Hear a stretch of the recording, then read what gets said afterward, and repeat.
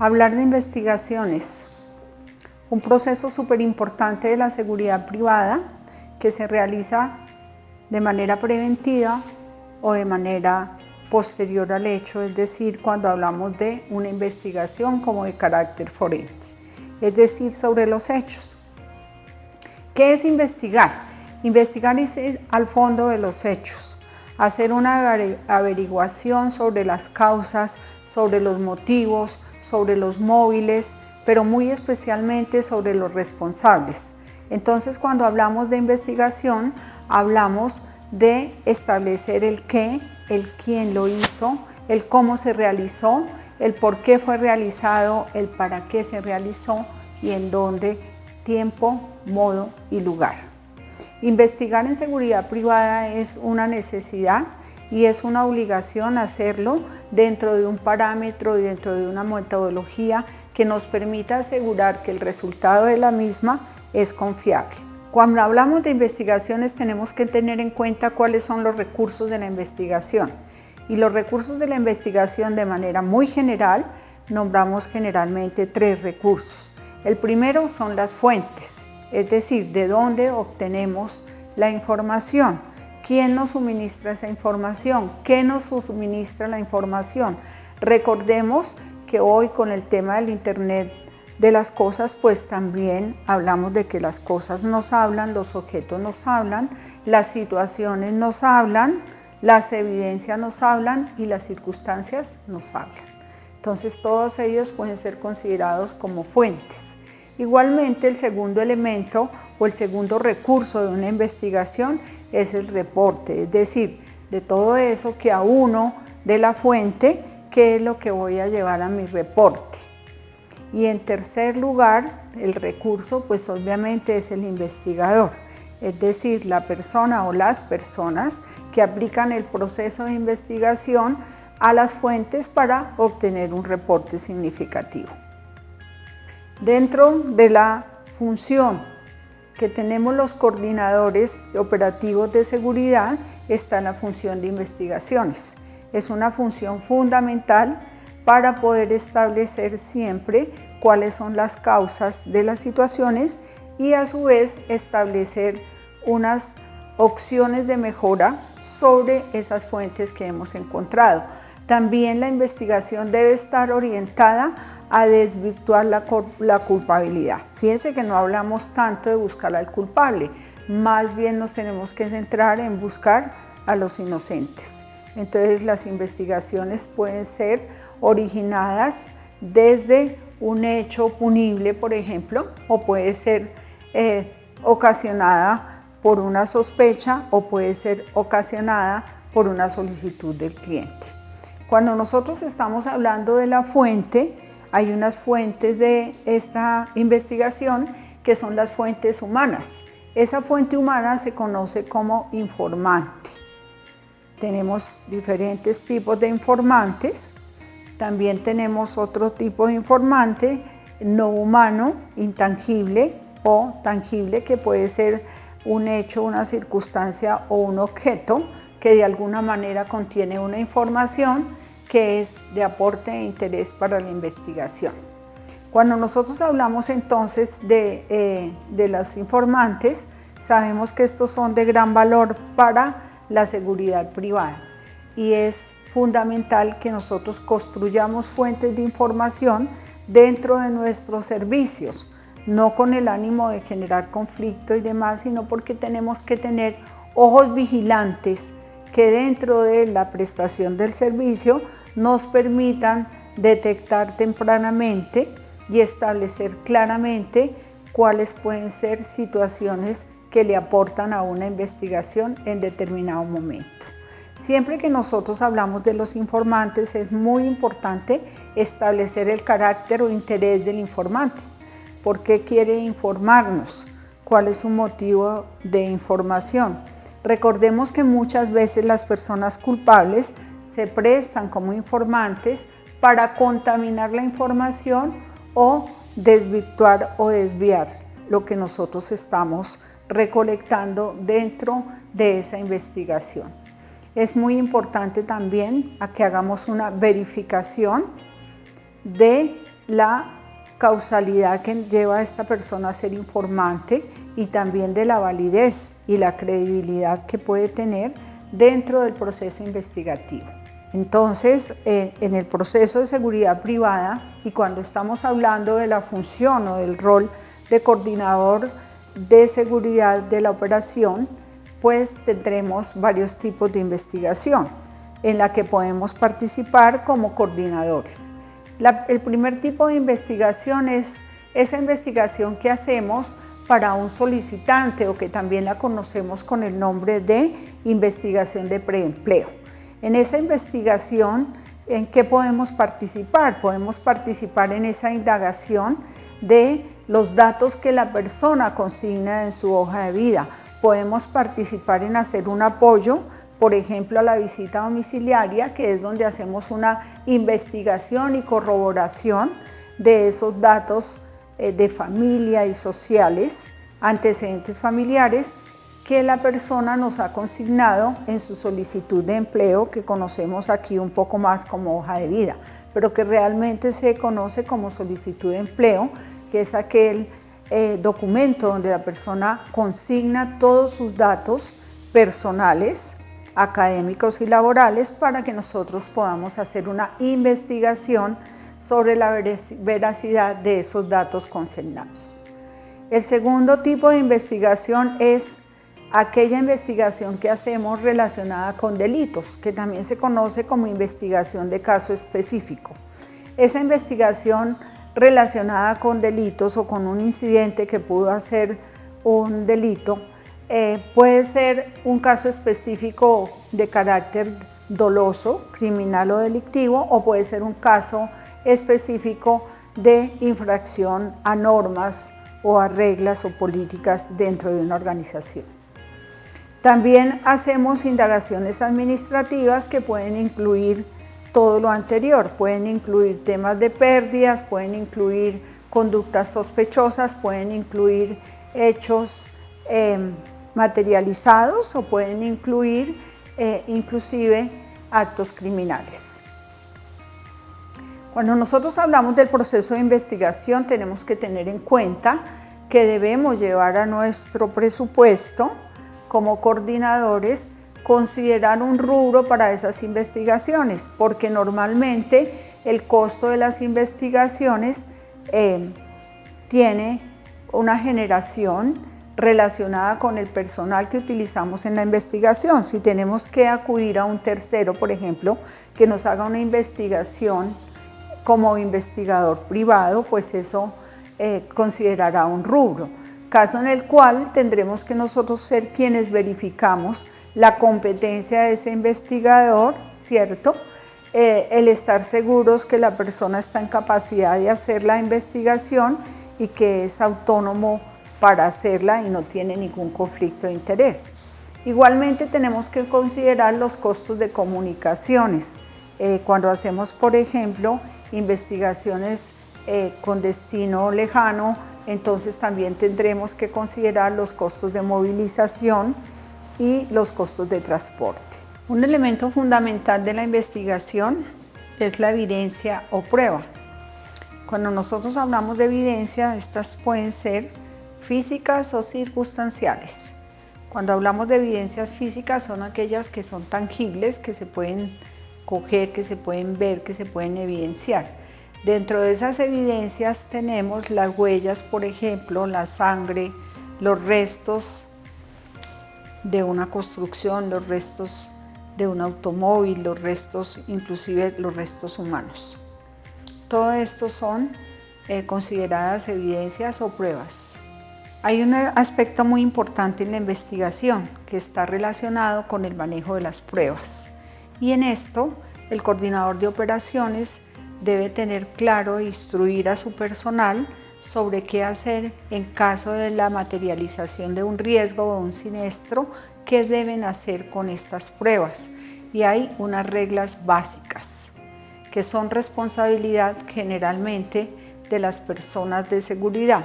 Una de esas reglas básicas es aislar la escena, es decir, trazar un espacio. Si no tenemos cinta disponible, podemos hacerlo con objetos, podemos hacerlo con prendas de vestir, podemos hacerlo con algún tema que nos marque una línea que nos evite hacer una contaminación de esa escena. Igualmente, si tenemos la posición de objetos o de cuerpos que puedan o deban ser removidos, debemos hacer un trazado de la posición de ese objeto. Como ustedes ven en la figura, se traza el croquis, como han visto en todas las películas, y se debe colocar una identificación de prueba. Si no tenemos los identificadores oficiales, si no tenemos identificadores estandarizados, lo podemos hacer con un cartón, lo podemos hacer con un trozo de papel, con algo que nos permita evidenciar qué tipo de prueba estamos señalizando, y la debemos fijar a través de fotografía o de video, pero que esté debidamente indexado, es decir, fechado, que corresponda al día y sobre todo que corresponda al caso. Dentro de esas reglas básicas también es importante tener en cuenta los cuidados que debe tener el operador que levanta las pruebas o las evidencias, y que deben estar relacionados con cómo manipula las pruebas. Por eso es importante conocer cómo son las circunstancias de manejo de pruebas, y estas circunstancias de manejo de pruebas están relacionadas con la recolección de la prueba. Cada una de las pruebas, de acuerdo a sus características, tiene unas condiciones de recolección que vamos a ver durante el periodo sincrónico del curso de investigaciones. Igualmente, tiene unas características especiales para hacer el embalaje o la forma en que guardamos la prueba. Y también, de acuerdo a la característica de la prueba, pues existen unas condiciones especiales. Por ejemplo, cuando estamos haciendo embalajes de algún tipo de prueba, como la sangre, pues existen unos requisitos. Hay mucha contradicción en Colombia, sobre todo, y se dice que en el área privada nosotros no tenemos competencia para hacer la recolección de pruebas, pero yo creo que hoy, cuando vemos en la ley que existe el primer respondiente judicial, pues eso nos obliga, como su nombre lo indica, a tener una primera respuesta. Generalmente está relacionada con la conservación de esas pruebas, para evitar que, al estar expuestas a los cambios, por ejemplo, climáticos, o a los cambios de entorno, o a la acción de terceros, pues estas pruebas desaparezcan o se vean contaminadas. Entonces, creemos y considero que dentro del proceso claro, y dentro de esa obligatoriedad que tenemos los ciudadanos colombianos de ser primeros respondientes judiciales, pues cabe esta función y esta actividad de ser custodios, de garantizar que las pruebas permanezcan y se conserven. Por eso, durante el desarrollo del módulo vamos a ver cada una de estas pruebas posibles, cómo se recolectan, cómo se embalan y cómo deben conservarse para mantenerlas en óptimas condiciones para la investigación. Hay un elemento fundamental que se conoce como las 3 I del investigador, y cuando estamos hablando de este modelo de investigación estamos hablando del modelo implementado por ASIS International. Si ustedes están interesados en ampliar esto, pueden ingresar a la página de ASIS, que es asisonline.org, o ver la bibliografía que tenemos disponible. Ustedes tienen ahí dentro del material que les hemos aunado muchos artículos y referencias de ASIS relacionados con los temas de investigación, y también vamos a analizar una serie de casos para ver cómo las pruebas mal recolectadas desviaron o hicieron que la investigación no fuera posible. Uno de los casos que podemos ver, por ejemplo, fue el atentado en el centro comercial andino, después de la bomba, donde hubo una dificultad por la recolección, porque obviamente ingresó mucha gente a la zona donde se encontraban las personas heridas, y esto hizo que se contaminaran muchas pruebas. Y es normal, después de estas explosiones, pues que haya un ingreso masivo y no se tenga el cuidado con estas áreas que deberían conservarse como restringidas para poder efectuar procesos de investigación mucho más claros. Cuando hablamos entonces de las 3I, estamos hablando de 3 elementos que aplicamos durante una investigación.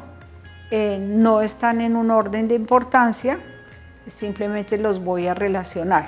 La primera I corresponde a la interrogación, que es una forma o un método para obtener información de una fuente humana que puede interlocutar de manera presencial o de manera virtual o de manera digital extemporánea.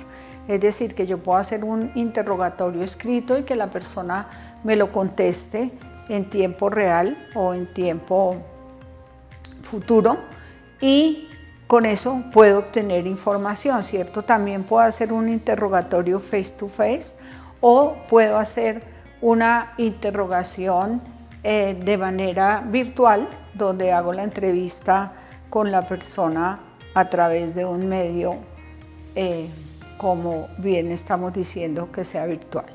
La segunda I corresponde al tema de información, es decir, todos aquellos datos que yo voy a conocer, que necesito conocer, que voy a establecer como información necesaria y que voy a obtener a través de esa interrogación, a través de esas preguntas, a través de esas averiguaciones que le realizo ¿a quién? A la fuente. Pero en el caso de la interrogación se las hago a una fuente interactiva, es decir, que me pueda responder. Y la tercera I está relacionada con la instrumentación. Y aquí en la instrumentación, con todos los avances tecnológicos, pues hoy día hay una gran variedad de instrumentos para hacer investigación. Nada más miremos todo el tema del ADN, ¿cierto? Hace unos 20 años era inimaginable poder encontrar los perfiles exactos de personas que estaban comprometidas con algún delito o con alguna situación, y hoy a través del ADN realmente se ha hecho muy posible que esto se logre, porque es mucho lo que la tecnología ha avanzado. Igualmente, toda la instrumentación, por ejemplo, que se aplica cuando hace una revisión de video o de cámaras, y entonces aplicamos una instrumentación de edición o hacemos una instrumentación de regreso y de mirada de todas esas filmaciones, y podemos obtener bastante información. Entonces fíjense que nosotros esos 3 elementos, tanto el de interrogación, el de información como el de instrumentación, los debemos aplicar de manera adecuada y, lo más importante, aplicados con metodología y en el marco de un estándar. Cuando esos 3 elementos se aplican debidamente, pues vamos a lograr investigaciones exitosas. Igualmente tenemos que ver quiénes serían aquellas personas, fuentes o elementos que intervienen para potencializar o para afectar cada una de estos elementos de las 3I. Entonces, cuando estoy hablando de la interrogación, pues tengo que tener claro que los colaboradores que hacen parte de un servicio, pues entiendan cuándo están sometidos a un proceso de interrogación y cuándo están sometidos a un proceso de entrevista, que aunque su mecánica es la misma de hacer preguntas y demás, la connotación es completamente diferente. Vamos a mirar entonces cuál es esa diferencia entre un interrogatorio y una entrevista, ¿cierto? Cuando yo hago una entrevista normalmente en el ambiente investigativo, pues hacemos una entrevista con una serie de preguntas, ¿cierto? Con una serie de interrogantes a una persona que yo creo que tiene o posee una información que es de interés para mí como investigadora o para usted como investigador. Entonces quiere decir que la entrevista se lo puedo hacer a un voluntario, se la puedo hacer a un testigo, se la puedo hacer a una persona relacionada, donde esta entrevista me va a permitir conocer algunos datos que son importantes para la investigación. ¿Cuál es la diferencia con el interrogatorio? El interrogatorio siempre lo vamos a aplicar hacia las personas que tienen algún carácter de sospechoso o culpable, o aquellas personas que en primer momento consideramos que tienen una información relevante para la investigación, pero que están renuentes a aportarla. Entonces, tengamos claro que en la entrevista, cuando entrevistamos a alguien, no lo estamos considerando sospechoso, no lo estamos considerando involucrado en el hecho, pero esa persona nos puede suministrar información relevante. En el interrogatorio estamos hablando con personas que están involucradas en los temas, que tuvieron que ver de alguna manera con los hechos, y es por eso que a veces cuando hablamos de los famosos descargos en los procesos de talento humano, pues ahí lo que estamos haciendo realmente son interrogatorios. Diferente cuando pedimos una versión libre, porque en la versión libre normalmente la orientamos más hacia una entrevista. De todas formas, estos dos son formas de obtener información dentro de un proceso de investigación. Para uno y otro debemos generar una planeación, debemos generar una preparación y debemos generar un registro. Igualmente es súper importante que obtengamos una autorización para hacer las preguntas, una autorización para grabar, por ejemplo, una autorización para todas estas situaciones, teniendo en cuenta que hoy nos obliga de manera principal toda la ley de habeas data. Ustedes dirán, sí, pero es que existen investigaciones encubiertas. Recuerden que nosotros, desde el sector privado, no estamos autorizados para hacer esas investigaciones encubiertas, como grabaciones ocultas y demás, sin una autorización de juez, y generalmente deben ser realizadas por autoridades competentes. Entonces es mejor en esos casos pedir el apoyo de los organismos correspondientes, como el GAULA, como la DIGINI, como otras organizaciones, la Fiscalía y demás, que nos pueden ayudar y autorizar a generar estos procesos de interrogatorio, de recolección de información y de otros factores para la investigación en los cuales no vayamos a incurrir en una ilegalidad o en una informalidad. Nosotros podemos hacer varios tipos de interrogatorio, ¿cierto? Podemos hacer un interrogatorio presencial, donde tenemos todos los focos orientados hacia esa persona que de alguna manera consideramos culpable. Cuando hablo de focos, pueden ser desde unas luces hasta personas que están observando o haciendo una advertencia a la persona que las cámaras la están grabando, ¿cierto? Esto genera de alguna manera una presión sobre la persona que está siendo interrogada. También puedo hacerlo un interrogatorio en solitario, para que la persona tenga un enfrentamiento con sus propios miedos y con sus propios fantasmas, ¿cierto? Ese interrogatorio a veces permite que hagamos unas preguntas, generemos un aislamiento temporal para que la persona tenga el tiempo de hacer reflexión y nos pueda contestar. Y la otra forma es hacerlo por señalamiento, teniendo muchísimo cuidado de no ir a incurrir en una injuria o en una calumnia, caso en el cual se nos estaría devolviendo la situación y en vez de lograr obtener información podemos lograr obtener una demanda o pagar una indemnización. ¿Para qué hacemos interrogatorios? ¿Para qué aplicamos esa herramienta o ese instrumento conocido como interrogatorio? Pues el objetivo es lograr una admisión. ¿Qué es una admisión? Que la persona admita, como su nombre lo dice, que causó el hecho. Para lograr admisión, pues nosotros en este momento contamos con varias herramientas técnicas y de ustedes todos conocida. Por ejemplo, contamos con el polígrafo, ¿cierto? Un instrumento de detección de la verdad. Generalmente creemos que el polígrafo es para detectar mentiras, pero bien usado debe ser para detectar verdad y para comprobar que una persona es inocente.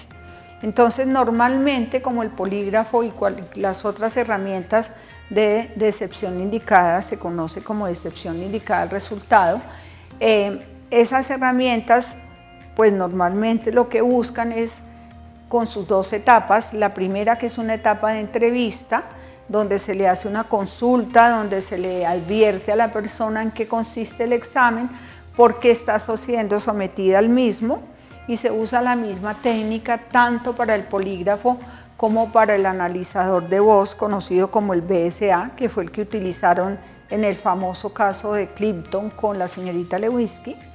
Entonces, esa entrevista está orientada a lograr que la persona admita que incurrió en el hecho. Un buen entrevistador debiera lograr que antes de colocar el instrumento, que antes de colocar los sensores, que antes de poner a andar la grabación del BSA, la persona, si realmente tiene una culpabilidad, lo admita. Igualmente puede estar orientada a lograr que se haga una declaración, ¿cierto? Que la persona declare que fue él o declare sobre lo que conoce de terceras personas. También debemos buscar, si es posible, hacer una exclusión de la investigación, es decir, no encontramos absolutamente nada y entonces sacamos a la persona, la excluimos de la investigación. O por el contrario, cuando encontramos algunos detalles que la puedan generar, se vincula y entonces se hace una vinculación. Esos son algunos de los objetivos que tiene el interrogatorio y, como les decía, cuando nosotros hacemos aplicación de instrumentos de verdad, pues aplicamos herramientas de interrogatorio, entrevista y la técnica propiamente dicha, que es pues la aplicación ya del sistema que estemos utilizando, llámese polígrafo, BSA o una prueba RAI, etc. ¿Qué es importante en todo esto? Que cada uno de los pasos que nosotros demos en la investigación los dejemos debidamente soportados y documentados, con todas las normas que nos exige hoy la confiabilidad de la información, con todos los derechos que le acuden a las personas que están siendo investigadas, con el respeto absoluto de las leyes existentes como el habeas data y demás, y teniendo en cuenta que cualquier cosa que nosotros hagamos mal en los procesos investigativos podemos estarle dañando la vida a una persona o, lo que es peor, se nos puede estar devolviendo un problema a nosotros mismos. Siempre es importantísimo que los informes sean completamente claros, que nunca vayamos a revelar la identidad de nuestros informantes confidenciales. Miren, eso es delicado. Yo veo muchas averiguaciones al interior de las empresas donde promulgamos que las personas pueden tener comunicación y que no vamos a divulgar quién nos hizo la publicación, pero por descuido de los investigadores se filtra esto y podemos acarrear hasta víctimas mortales, problemas de matoneo, de venganza, demandas por injuria. Entonces, por favor, muchísimo cuidado, pero muchísimo cuidado con los informantes confidenciales. Si yo estoy logrando una información, prometiéndole a una persona que esa información es confidencial, tengo que cumplirlo. O si no, mejor no le hago esa promesa, ¿cierto? Lo otro importante es que en el informe yo no puedo incluir sospechas o conclusiones, porque eso ya vendrá después con investigaciones y hasta que no estén perfectamente probadas las situaciones. Entonces, en el reporte lo que nosotros colocamos son los hallazgos de información que hemos encontrado, las declaraciones que hemos recibido, sin, como les digo, nombrar para nada ni afectar a los informantes confidenciales, sin alterar las condiciones de ley de habeas data, y si no hemos tenido autorización de los interrogados o entrevistados, por favor no utilicemos esa información porque nos puede acarrear serios problemas. Durante las clases sincrónicas del módulo vamos a tener varios casos y situaciones de investigación para que ustedes elaboren planeación de interrogatorios, planeación de entrevistas, análisis de escenas y situaciones, y sobre todo para que tengamos claro que todos debemos participar como primeros respondientes judiciales en la conservación de las pruebas. ¿Qué tipo de investigaciones entonces pueden realizar como coordinadores de seguridad? Obviamente, participar en las investigaciones de empleo, sobre todo cuando estamos haciendo selección de cargos críticos. Estas investigaciones debieran estar muy orientadas a buscar realmente la confiabilidad y la veracidad de los datos que las personas están aunando para su solicitud de empleo y para lograr el ingreso a una organización. Pero normalmente participamos más en las pruebas de tipo específico, que como les decía, son pruebas que están relacionadas con un hecho. Se conocen más comúnmente como investigaciones y normalmente se conocen como pruebas de carácter forense, es decir, yo voy a buscar en lo que ya pasó. Es como si yo le hiciera una autopsia a la situación para mirar en dónde fue el origen de estas situaciones y sobre todo cuáles pueden ser las consecuencias o riesgos adherentes y aquellos rezagos que nos puede dejar la permeabilidad o la situación que se haya presentado y mirar sobre todo si hubo una falla de la seguridad, si hubo una falla del control, etc. Cuando nosotros estamos haciendo investigación nos vamos a encontrar con varias situaciones. Podemos hablar de encontrarnos con una situación que se sucede por un hecho accidental y entonces decimos, venga, pero un hecho accidental, ¿para qué hacer investigación? Obviamente si lo estamos haciendo con relación al aspecto laboral, ustedes saben que desde los programas de seguridad y salud en el trabajo existe claramente un requisito que se llama investigación de los accidentes de trabajo. Pero igualmente también podemos tener hechos accidentales que no están relacionados con la labor, que no están relacionados con los riesgos laborales propiamente dichos, pero que sí pueden ocasionar daños y pérdidas a la organización. Esos hechos accidentales también pueden ser materia de investigación por parte de un coordinador de operaciones y a veces en mucho le podemos contribuir a nuestro cliente haciéndole un apoyo en esta averiguación y en el adelanto e implementación de estas investigaciones de las situaciones que le pueden haber sucedido. Entonces, capacitarse bien en el tema de investigaciones puede generar un valor agregado para nuestro contrato, puede generar un valor agregado para nuestro servicio y obviamente si le damos cumplimiento a todas las normas, esto nos va a generar un mayor acercamiento y un mayor voto de confianza por parte del cliente. Nosotros también podemos hacer investigaciones sobre empleados que se desvían de las políticas organizacionales. Entonces, cuando nosotros estamos empezando a ver personas que de alguna manera no cumplen las reglas, que no cumplen las normas, que asumen riesgos innecesarios, no solamente riesgos relacionados con el tema laboral, sino por ejemplo riesgos relacionados con comportamientos particulares.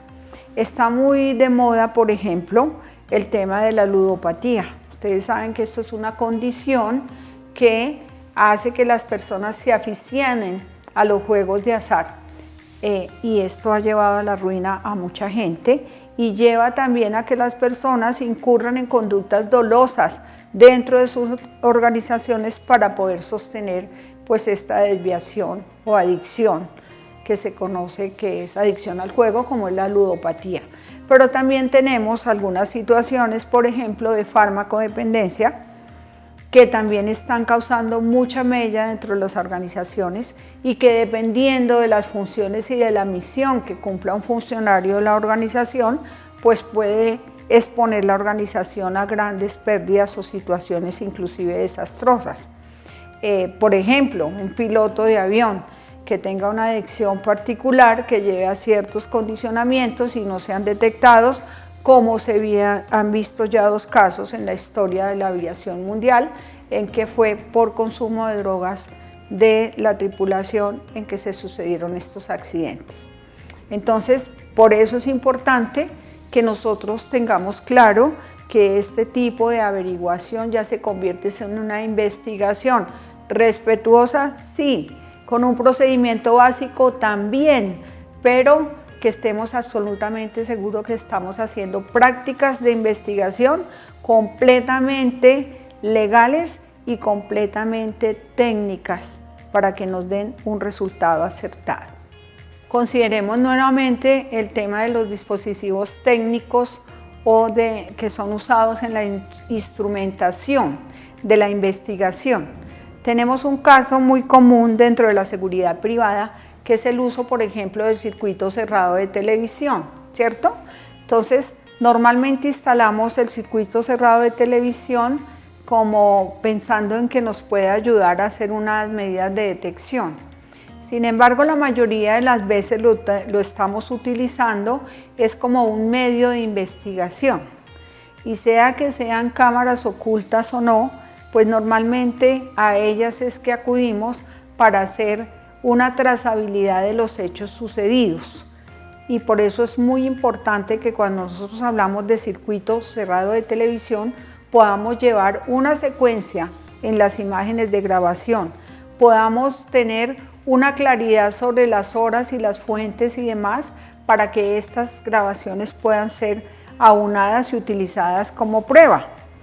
Y también tener en cuenta cuántos son los tiempos de grabación que nosotros tenemos disponibles para poder contribuir con estas investigaciones que pueden ser de carácter interno, realizadas por nosotros, inclusive por ustedes como coordinadores operativos o como apoyo a las autoridades competentes que normalmente se apoyan en todos estos equipos con que cuenta la seguridad privada para poder aclarar hechos y delitos que han sucedido.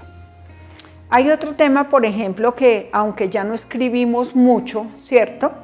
Pero que es un instrumento técnico de altísima eficiencia, que es el tema de la caligrafía. Digamos que ya hoy no escribimos tanto, pero de todas maneras, por ejemplo, la Registraduría Nacional fue una gran formadora de caligrafistas que puedan revisar si realmente la firma de una persona corresponde o no. El tema, por ejemplo, de la dactiloscopia, que se encarga de todos los temas de huellas digitales y demás. Qué importante para nosotros desde la seguridad privada el conocer cómo se debe conservar una huella, ¿sí? Porque una huella mal manipulada, pues inmediatamente le vamos a hacer una borrada o una de manipulación de trazos y ya pues esa huella no nos va a servir. El solo hecho, por ejemplo, de contaminarla con un líquido, con una grasa, con un producto, pues seguramente la inhabilitemos como prueba. El tema, por ejemplo, también de las grabaciones de voz, que ustedes saben que toda grabación debe estar legalmente autorizada. Todos estos son elementos que nos permiten aplicar instrumentación en los procesos de investigación, pero que debemos hacerlo dentro de un marco legal principalmente y especialmente dentro de procedimientos técnicos adecuados. Hay investigaciones, por ejemplo, que son frecuentes dentro de las organizaciones. Una de ellas es el tema de las investigaciones, por ejemplo, por fraude, las investigaciones por desfalco. Y entonces es muy importante que las organizaciones no se esperen a que estos hechos sean evidenciados, sino que tenemos que tener la habilidad de detectar aquello que nosotros llamamos como alertas dentro de los comportamientos de las personas. Y encontramos personas que se tornan extravagantes, cambian sus comportamientos, ¿cierto?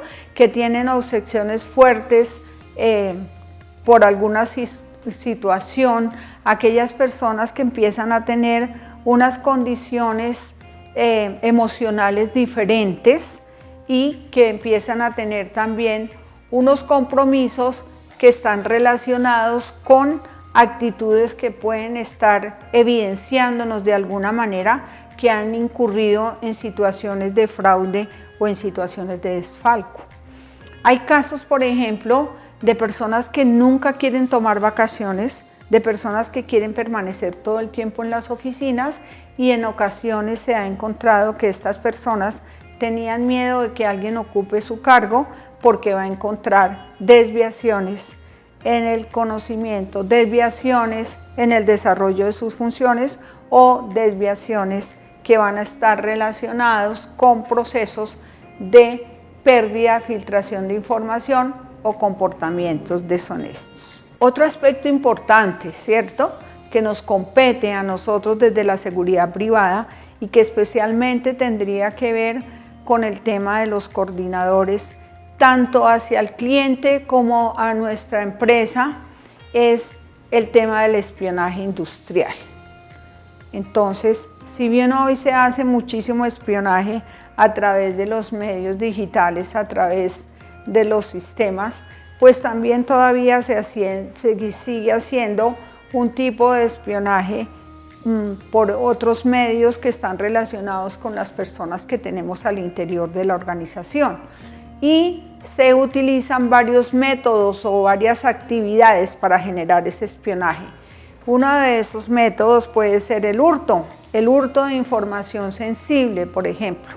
Puede ser el hurto de equipos de cómputo o de cualquier otro dispositivo, como los celulares y demás, que contienen información sensible o clasificada.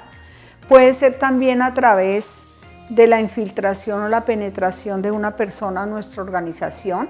Recordemos que se conoce como infiltración cuando alguien de afuera conecta a un trabajador que ya está vinculado a un colaborador, bien sea de nivel operativo o administrativo, y lo convence o lo recluta para generar daño, generar información hacia ese reclutador.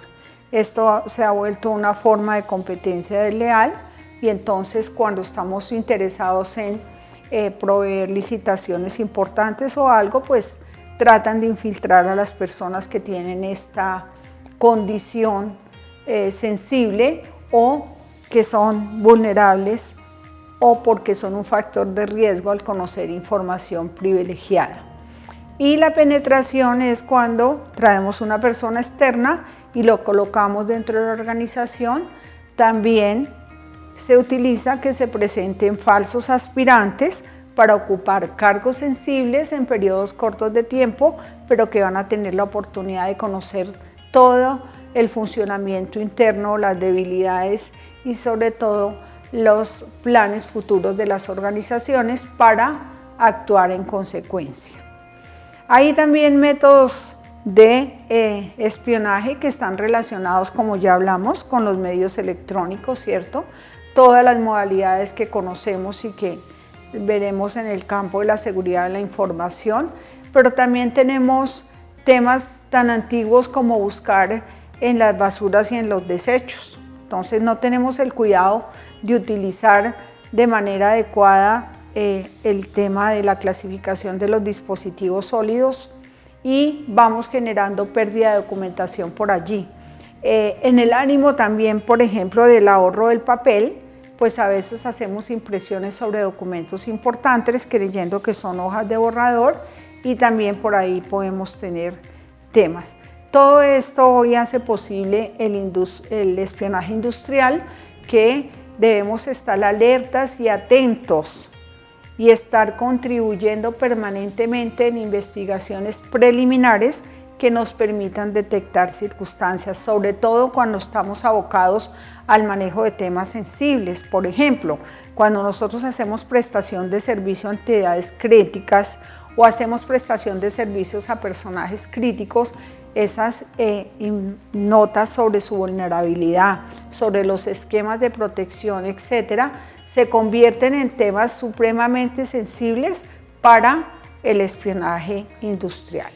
Otro tema que es fundamental para ingresar en el concepto de investigaciones es el cuidado de la información. Recuerden que las organizaciones tienen información de todo tipo. Tenemos una información hablada, tenemos información escrita, tenemos información digital, ¿cierto? Y todos esos medios y modos de información están expuestos a sufrir una pérdida o una fuga, una alteración o una adulteración de los datos. ¿Y cómo se puede ver esto? Pues la forma más común es una divulgación inadvertida. ¿Y por qué se sucede una divulgación inadvertida? Porque los investigadores dentro de las organizaciones no logramos enviar el mensaje a tiempo de cuando una información es sensible, cuando una información no se puede transmitir, que no se debe hablar en lugares públicos, que no se debe transmitir a través de nuestros medios de conectividad, llámese correo electrónico, llámese los medios de mensajería, etc. Y entonces la persona simplemente es muy comunicativa y va comentando en lugares públicos donde hay otros oídos pendientes de escuchar. Esto se sucede mucho en tiempos de licitaciones, en tiempos de investigaciones y demás, por eso hay que tener mucho cuidado con estos factores de pérdida de información. Obviamente también se pierde información por interceptaciones técnicas previstas, nunca una interceptación es ocasional, son muy raros que se presenten estas situaciones. Utilizando también los hackers y crackers dentro de las organizaciones o por fuera de ello, a través de sobornos y a través de chantaje. Hoy que hablamos tanto en Colombia del tema antisoborno y demás, es una forma de blindarnos contra este flagelo de la pérdida de información.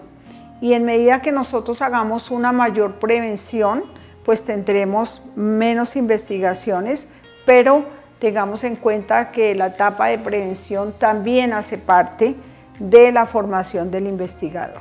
Vamos a tener en cuenta dentro de nuestro capítulo de investigaciones un flagelo que es supremamente fuerte para los activos y la estabilidad de las organizaciones y que está relacionado con el conocido hurto interno o también conocido como hurto hormiga. Este hurto interno, que es generado por personal que está vinculado a la organización, bien sea de manera directa, de manera temporal, por outsourcing o como proveedor o contratista, pues hace una mella directa en los activos de la organización y por lo tanto incide directamente en la rentabilidad de la misma. Cuando nosotros hablamos en estas investigaciones, ¿cierto?, del tema del hurto interno, pues vamos allí a un modelo muy importante de gestión dentro del tema de la seguridad que le compete directamente implementar a los coordinadores de seguridad, a los coordinadores de la operación, y esto se conoce con el nombre de Programa de Control de Activos y Prevención de Pérdidas. Este es uno de los programas bandera de ASIS International, que está orientado, como su nombre lo indica, a hacer toda la protección de los activos contra amenazas que están relacionadas con amenazas de carácter natural, amenazas de carácter intencional, amenazas internas o amenazas externas. Cuando nosotros hablamos de ese control de activos y prevención de pérdidas y lo relacionamos con criterios como el hurto interno y lo relacionamos también con criterios de comportamientos del personal relacionados con adicciones, relacionados con tendencias o relacionados con hábitos disfuncionales, pues fácilmente podemos caer en la cuenta que este puede ser un factor de pérdida y de riesgo inmenso para las organizaciones. Cuando nosotros, por ejemplo, encontramos un hallazgo, ¿cierto?, o cuando nosotros dentro de nuestras instalaciones o dentro de las instalaciones que protegemos se sucede un hecho criminal, por decirlo de alguna manera, ¿cierto? Hemos tenido, por ejemplo, en los centros comerciales hechos relacionados con feminicidios, con asaltos, con agresiones que en ocasiones han llegado hasta víctimas fatales. También hemos tenido situaciones de hurtos, situaciones de robo y los primeros respondientes que llegan son obviamente los primeros respondientes de seguridad. Entonces fíjense que ya estamos hablando aquí de varios tipos de respondientes. Estamos hablando de los respondientes primeros respondientes judiciales, estamos hablando de los primeros respondientes que están relacionados con la parte criminal, digámoslo así, con la parte de seguridad, y tenemos los primeros respondientes de salud, que obviamente todos sabemos es de ley. ¿Y qué vamos a encontrarnos en ese primer momento? Nos vamos a encontrar con una escena del delito, que es, digamos, la cara frontal y el momento de verdad que tiene el investigador dentro de su proceso de investigación. ¿Qué tiene que hacer y con qué se encuentra allí? Con una escena que tiene que delimitar, conservar y por encima de todo no contaminar, ni permitir que esta escena sea contaminada. Entonces fíjense que retomamos a las primeras partes de esta conversación donde hablábamos de la importancia de conservar la escena del delito. Y estas son habilidades, les reitero, que debemos desarrollar en nuestro personal operativo, que hacen parte de las competencias necesarias del personal operativo y que el coordinador operativo de seguridad tiene que estar relacionado y tiene que estar pendiente de cuidar esta competencia en los colaboradores para que de alguna manera podamos generar investigaciones efectivas. Hablábamos también del tema de la cadena de custodia. En alguna ocasión, algún profesional de seguridad con excelente criterio también nos afirmaba que la seguridad privada no era responsable de esta cadena de custodia. Pero es que somos los primeros respondientes, normalmente somos los primeros en llegar a las escenas del crimen o a las escenas accidentales, y entonces nos corresponde ese primer momento de verdad, donde vamos a generar una conservación del escenario, una conservación de la escena del delito, un cuidado de la prueba, y eso lo vamos a hacer con una excelente responsabilidad, con la aplicación de medidas de cuidado y de medidas de conservación. Y cuando hacemos todo esto hasta que lo entregamos a una autoridad competente, pues simplemente lo que estamos haciendo es una cadena de custodia. ¿Qué es lo importante en esa cadena de custodia? Que documentemos punto a punto cada una de esas actividades que estamos realizando, cómo encontramos la situación, que lo evidenciemos a través de imágenes y, como lo vimos al inicio de la conversación, generando todos los elementos que nos permitan recrearnos y reconstruir las condiciones y la situación en que encontramos los escenarios sinistrados o los escenarios donde se han sucedido estos delitos. De acuerdo a todo lo conversado en esta charla, vemos la importancia de desarrollar como coordinador de operaciones habilidades de investigador, y no solamente eso, sino también desarrollar esas habilidades en el personal bajo su coordinación. Durante los espacios sincrónicos tendremos la oportunidad de realizar varios ejercicios para implementar buenas prácticas de investigación que contribuyan a fortalecer el vínculo con nuestros clientes y asegurar el control de los activos y la prevención de las pérdidas. Gracias.